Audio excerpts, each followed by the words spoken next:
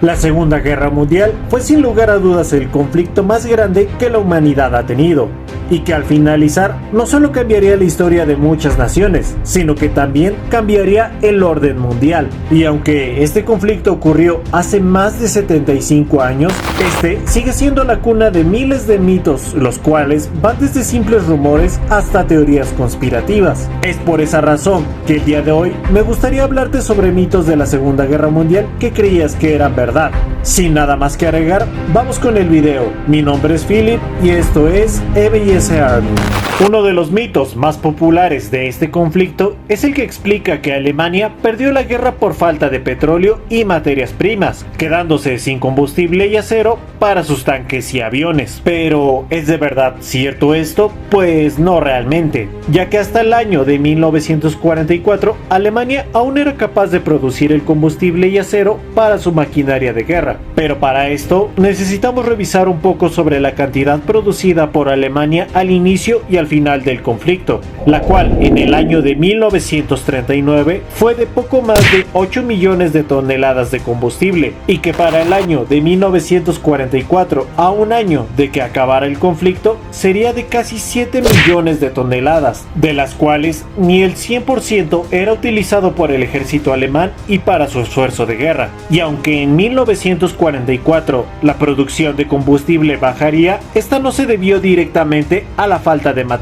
primas, sino que se debió a los constantes bombardeos aliados, pero que aún así la cantidad producida de combustible seguía siendo suficiente para movilizar al ejército alemán. Ahora, en cuanto a la producción de acero, esencial para la producción de tanques y vehículos militares, en el año de 1940, esta fue de poco más de 37 millones de toneladas, y creciendo esta de forma muy exponencial a la cantidad de 622 millones de toneladas en el año de 1944, y la cual caería ligeramente en el año de 1945, pero no de forma significativa. Cabe destacar que incluso en los últimos años de la guerra, el peso medio de los vehículos alemanes aumentó de forma considerable, demostrando así que Alemania perdió la guerra por otras múltiples razones, pero en ningún momento por falta de recursos. Otro de los mitos más populares de este conflicto es el que envolvió al tanque estadounidense M4 Sherman, el cual mencionaba que este vehículo carecía de un buen blindaje capaz de hacer frente a los tanques alemanes como el Tiger I, y que como debilidad extra,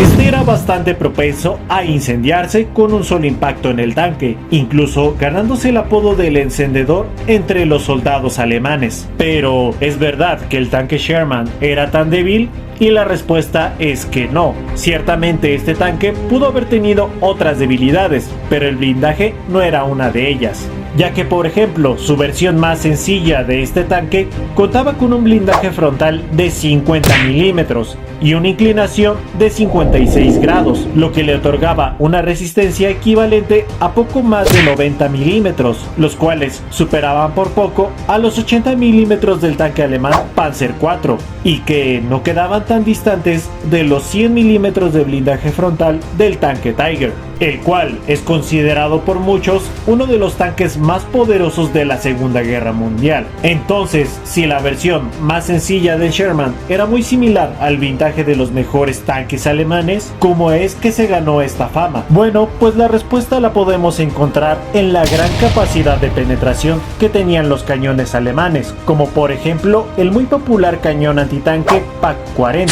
el cual era capaz de atravesar 133 milímetros a 1 kilómetro de distancia, o por ejemplo el lanzagranadas antitanque alemán Panzerfaust, arma que podía atravesar la impresionante cantidad de 200 milímetros de blindaje, siendo de manera obvia que el Sherman no podía soportar ataques de estas armas, y que incluso ni siquiera tanques como el Tiger II hubiera podido resistir un impacto de esta arma, pero que aún así este mito logró opacar por completo las cualidades del Sherman, y que cabe destacar, este era uno de los únicos tanques de este conflicto que incorporaba un sistema interno antiincendios, esto para que la munición no se incendiase en caso de impacto. Sin duda alguna, un mito bastante injusto. Ahora vamos con uno de los mitos que hasta la fecha es el más popular y que también es tomado como verdad en gran parte del mundo, y esta es que Japón se rindió ante los Estados Estados Unidos por las 2 bombas atómicas arrojadas en Hiroshima y Nagasaki, lo cual podría tener bastante sentido, ya que ¿qué nación no se rendiría bajo la amenaza de constantes ataques a su territorio con un arma capaz de borrar ciudades del mapa? Pero ¿qué pensarías si te dijera que en realidad esto nunca le importó a los políticos y altos mandos japoneses, y que fue otra razón la que provocaría su rendición ante los Estados Unidos? Para ponerte más en contexto,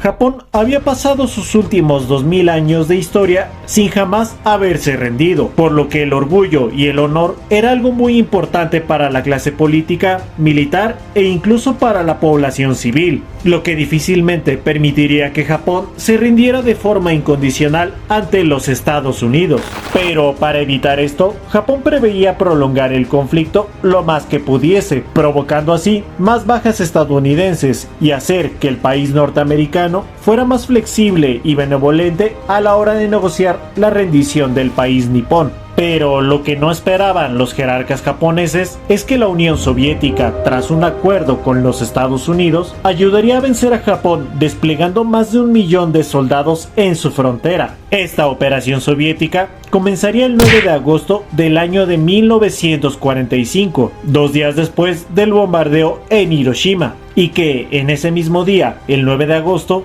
también sería bombardeada la ciudad de Nagasaki. Pero la rendición incondicional de Japón no sería hasta el 15 de agosto de 1945. Entonces, si realmente los jerarcas japoneses temían a otro ataque nuclear, ¿por qué esperar casi una semana para rendirse? Bueno, pues la respuesta está en la entrada de la Unión Soviética al conflicto, ya que el Consejo Supremo japonés de la Dirección de la Guerra recibió el 14 de agosto la visita del emperador japonés Hirohito, quien impondría la rendición incondicional en el Consejo. Esto debido a que el emperador temía una invasión soviética en su país con una política comunista, la cual no toleraría para nada una monarquía en el poder, y que rápidamente los primeros en caer serían él y toda su dinastía. Por lo que la mejor opción fue rendirse ante los estadounidenses, quienes serían más tolerantes y benevolentes con la dinastía japonesa. Acción que por supuesto el emperador consiguió,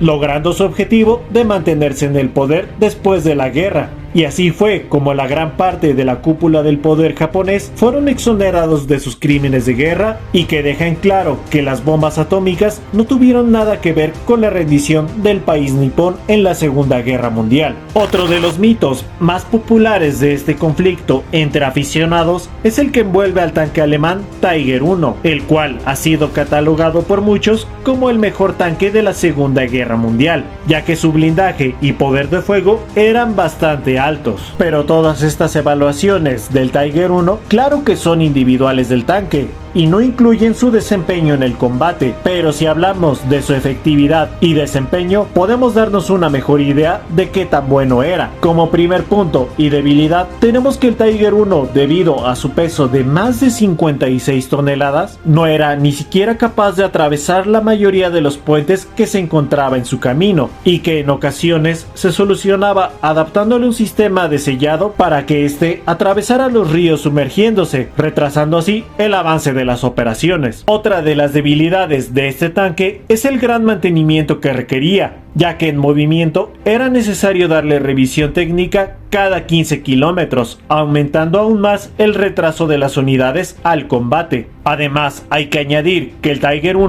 consumía 3 veces más gasolina que otros tanques del ejército alemán, requiriendo así una logística cada vez más grande para mantener operativos a los Tigers. Como último punto, el Tiger, en caso de falla mecánica o de quedar inhabilitado, este requería de una unidad de recuperación especial para poder remolcarlo, lo cual no siempre estaba disponible en el combate, lo que por supuesto provocaba que la tripulación se viera obligada a destruir su tanque para que este no fuera capturado por el enemigo. Según múltiples fuentes indican, el 41% de los Tigers se perdieron tras ser destruidos por su propia tripulación. Entonces es aquí donde entra la pregunta: ¿qué tan bueno es un tanque que no es capaz de llegar a la batalla y que requiere de una enorme logística para poder mantenerlo operativo? Sin duda alguna, en pleno combate el Tiger I era formidable, eso no lo discuto, pero para llevarlo al combate era necesario una tarea aún más grande que sus resultados en batalla. Esto ha sido todo por mi parte. Si el video te gustó, no olvides dejarnos tu like, ya que esto nos ayudaría a hacer más videos así. Quiero dar un agradecimiento especial al canal de Hey2 por proporcionar gran parte de la información para este video. Por favor, visita su canal, sé que te va a gustar. Te ha hablado Philip y esto fue MIS Army.